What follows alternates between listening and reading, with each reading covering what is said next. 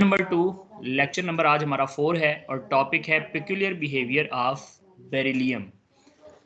अब इसके अंदर जो है वो देखें, सबसे पहले हम बात करते हैं पिक्यूलियर बिहेवियर ऑफ बेरिलियम की, जिसके अंदर मैंने लिखा beryllium is the lightest member of 2A। तो दोबारा से अगर वर्ड आप लाइटेस्ट के ऊपर गौर करें तो लाइटेस्ट का मतलब ये है कि इसकी डेंसिटी अपने ग्रुप मेंबर में सबसे कम होती है, तो that's why it is the lightest member of 2A and differ from 2A metals in many ways. और बाकी जो 2A की मेटल्स हैं, अल्कलाइन अर्थ मेटल्स हैं, उनसे ये कई लिहाज से जो है वो डिफरेंट बिहेवियर शो करता है due to the following reasons. अब इसके अंदर सबसे पहले हमने रीजंस बतानी है कि ऐसी कौन सी रीजंस हैं जिसकी वजह से बेरिलियम पेक्युलर बिहेवियर शो करता है। अब रीजंस वही हैं जो कल हमने डिस्कस की थी। लाइक इसके अंदर पहली रीजन यही है कि इट्स स्मॉलर एटॉमिक साइज। इसका जो एटॉमिक साइज है वो काफ़ी स्मॉल है। लाइक इसका एटॉमिक साइज है 89 पिकोमीटर। कल की अगर आप बात करें, लिथियम का जो साइज था वो इससे थोड़ा सा बड़ा था और इसका साइज जो है लिथियम से भी क्या है, स्मॉल है। तो इसका मतलब ये हुआ कि ये लिथियम से भी स्मॉलर एटॉमिक साइज रखता है और अपने ग्रुप मेंबर में भी सबसे स्मॉल साइज इसी का है। अब जहां पर साइज स्मॉल होता है वहां पर आप जानते हैं पोलराइजिंग पावर ज्यादा होती है, क्योंकि हाई चार्ज डेंसिटी होती है। तो हाई चार्ज डेंसिटी के लिहाज से इसकी पोलराइजिंग पावर ज्यादा है और पोलराइजिंग पावर जहां पर ज्यादा होती है वहां पर कंपाउंड या एलिमेंट कोवलेंट नेचर शो करता है। तो इसके भी ज्यादातर जो कंपाउंड्स हैं वो कोवलेंट नेचर ही शो करते हैं। दूसरा पॉइंट देखें, हाई इलेक्ट्रोनेगेटिविटी। तो अपने ग्रुप मेंबर के लिहाज से इसकी इलेक्ट्रोनेगेटिविटी काफ़ी ज़्यादा है। लाइक इसकी इलेक्ट्रोनेगेटिविटी है 1.5। तो बाकी अल्कलाइन अर्थ मेटल्स की निस्बत इसकी इलेक्ट्रोनेगेटिविटी काफ़ी हाई है। इसके अलावा इट हैज़ 899 किलो जूल पर मोल जो है वो इसकी आयोनाइजेशन एनर्जी है, जो कि काफ़ी हाई है। तो हाई आयोनाइजेशन एनर्जी जो है ये पोजेस करता है rather than other alkaline earth metals. It has high polarising power. इसकी पोलराइजिंग पावर ज़्यादा है। पोलराइजिंग पावर से क्या मुराद है, तो मैंने अभी बताया कि पोलराइजिंग पावर डिपेंड करती है चार्ज डेंसिटी पे, और चार्ज डेंसिटी क्या है, चार्ज ओवर साइज। अब चूंकि साइज स्मॉल है और चार्ज +2 है, तो इसका मतलब है कि जब इसका आयन बनेगा तो it has a very high polarising power. और जहां पर पोलराइजिंग पावर ज़्यादा होती है वहां पर हमेशा कंपाउंड की नेचर कोवलेंट हो जाती है। तो it usually form covalent compound. ये ज़्यादातर कोवलेंट कंपाउंड्स की फॉर्मेशन करता है। इसके बाद एब्सेंस ऑफ डी ऑर्बिटल, और ये कल वाला ही पॉइंट है कि लाइक अगर आप बेरिलियम की भी बात करें, एटॉमिक नंबर 4 है 1s2 2s2। तो उसके अंदर जो है वो सेकंड शेल में 2 इलेक्ट्रॉन उसके s ऑर्बिटल में मौजूद हैं और इसके अंदर सेकंड शेल है और सेकंड शेल में d ऑर्बिटल इन्वॉल्व नहीं होता। तो दैट्स हम कह रहे हैं कि एब्सेंस ऑफ d ऑर्बिटल होने की वजह से इसकी प्रॉपर्टीज जो है वो डिफरेंटली बिहेव करता है। तो ये कुछ रीजंस हैं जो शॉर्ट क्वेश्चन के लिए आ सकती हैं कि पेक्यूलियर बिहेवियर ऑफ बेरिलियम के ऊपर जो है आप बताएं कि उसके रीजंस क्या हैं, why beryllium shows peculiar behaviour. Next, peculiar behaviour of beryllium में हम पॉइंट्स देखते हैं कि कौन कौन से ऐसे पॉइंट्स हैं, कौन कौन सी ऐसी प्रॉपर्टीज हैं जिसके अंदर बेरिलियम डिफरेंटली बिहेव करता है। लाइक फर्स्ट प्रॉपर्टी है, beryllium is almost as hard as iron.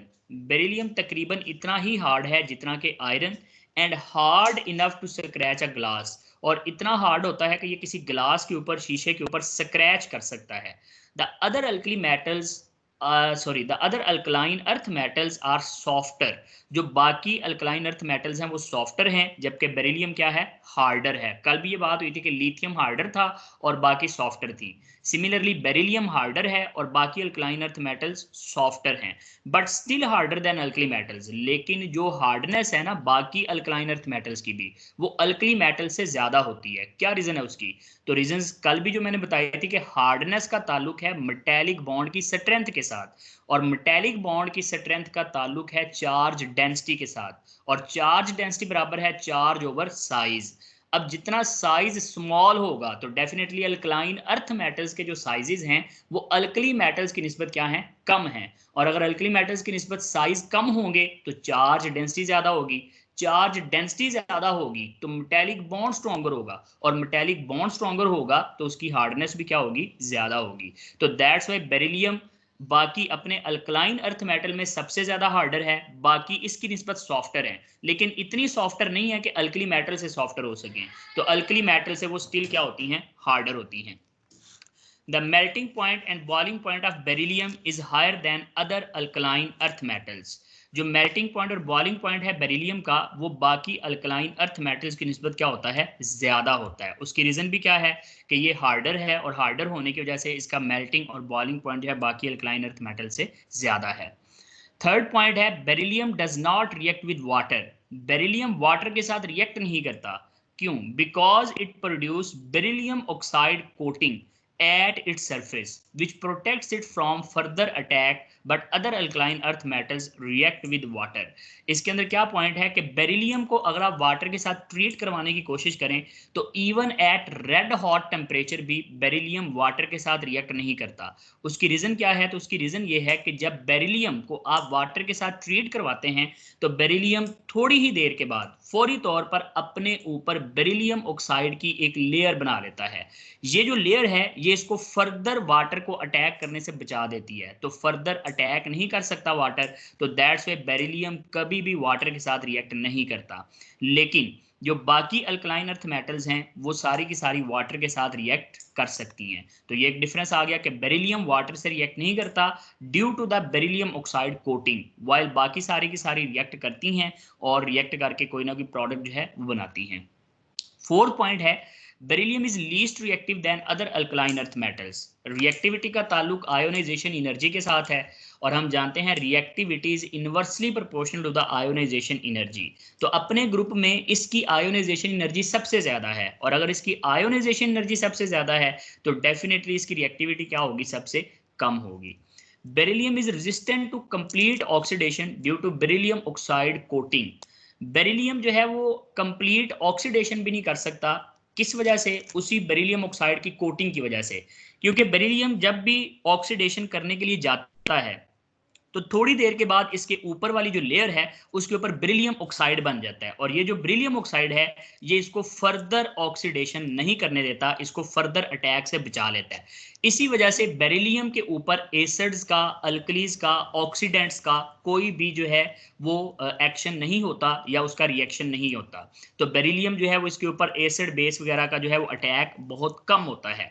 तो इसलिए हम कह सकते हैं कि बेरिलियम ऑक्साइड जो है वो ऑक्सीडेशन जो है वो आसानी से नहीं करता, और ऑक्सीडेंट्स ज्यादातर जो है वो एसिड्स होते हैं या फिर कोई ऑक्सीडाइजिंग एजेंट्स होते हैं, तो उनका अटैक जो है बेरिलियम के ऊपर नहीं हो सकता। सिक्स पॉइंट है beryllium can react with alkalis to produce hydrogen gas.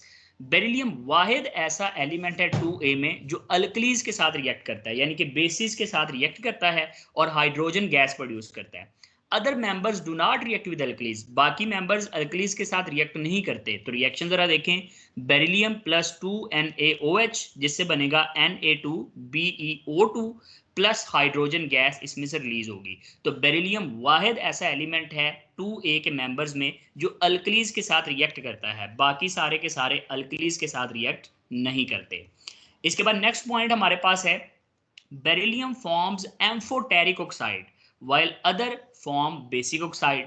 Beryllium जो होता है ये एम्फोटेरिक ऑक्साइड बनाता है। पीछे जब हमने ऑक्साइड्स पढ़े थे तो हमने बात की थी कि बेरिलियम का जो ऑक्साइड होता है that is amphoteric in nature, while बाकी जो अल्कलाइन अर्थ मेटल्स हैं उनके ऑक्साइड्स बेसिक इन नेचर होते हैं। तो आप इसका रिएक्शन जो है वो यहाँ से एक शॉर्ट क्वेश्चन आ सकता है कि show that beryllium is amphoteric in nature. तो आप दिखाएं कि बेरिलियम जब बेस के साथ रिएक्ट करता है तो उसके साथ रिएक्शन करके Na2BeOH4 बना देता है, जबकि बेरिलियम ऑक्साइड जब HCl से रिएक्ट करता है, एसिड से रिएक्ट करता है, तो बेरिलियम क्लोराइड और साथ में वाटर बना देता है। तो ये दोनों रिएक्शन लिख के हम इस बात को साबित कर सकते हैं कि beryllium oxide is amphoteric in nature. तो इसका ऑक्साइड एम्फोटेरिक इन नेचर होता है, जबकि बाकी जो अल्कलाइन अर्थ मेटल हैं उनके ऑक्साइड बेसिक इन नेचर होते हैं।